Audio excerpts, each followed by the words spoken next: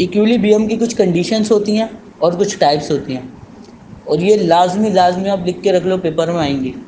Equilibrium की कुछ types होती हैं और कुछ कंडीशंस होती हैं। और इसी चैप्टर में एक मोस्ट इंपॉर्टेंट टॉपिक है, वो है टॉर्क। TORQUE। टॉर्क का मतलब होता है घुमाव। किसी चीज़ में कितना घुमाव है। आप बड़े बड़े मॉल्स में जाते हो, उसमें आप देखते हो कि वहाँ दरवाज़ा लगा हुआ है घूमने वाला, उसमें घुमाव कितना है। टॉर्क को डिनोट करते हैं टाउ से। यूँ करके उल्टा जे बनाओ, आप जे ऐसे बनता है ना, उल्टा जे बनाओ, उसके ऊपर लिप मदा लगा दो, ये बन जाएगा टाउ। इससे आप उसको जाहिर करते हो। तो टॉर्क का भी जाहिर सी बात एक फार्मूला है।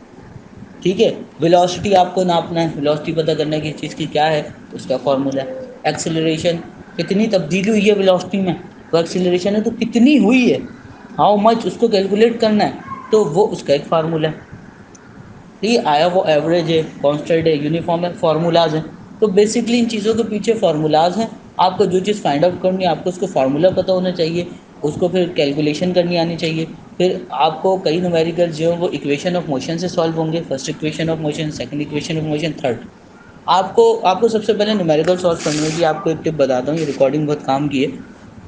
तो सबसे पहले बच्चे को न्यूमेरिकल पढ़ के समझना आना चाहिए कि न्यूमेरिकल कह क्या रहा है। बाद अगर कुछ न्यूमेरिकल्स में वो क्या होगा कि वो चीज़ें छुपी हुई होंगी। फॉर एग्जांपल, एक स्टोन ऊपर से नीचे गिर रहा है, वो आपको जी की वैल्यू 9.8 मीटर पर सेकंड स्क्वायर नहीं देगा।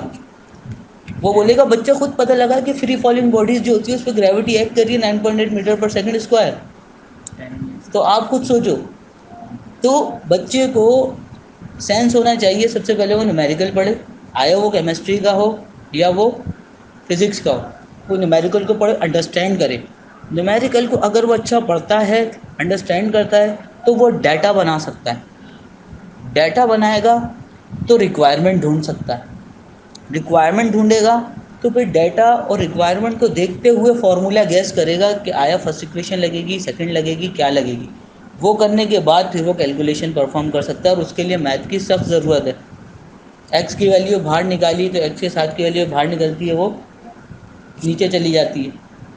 ठीक है, इस तरीके से एक्स की वैल्यू जब बाहर निकलती है, एक्स इक्वल्स टू हम करते हैं, उसके साथ एक्स 20 लिखा था, 20 नीचे चले आएगा।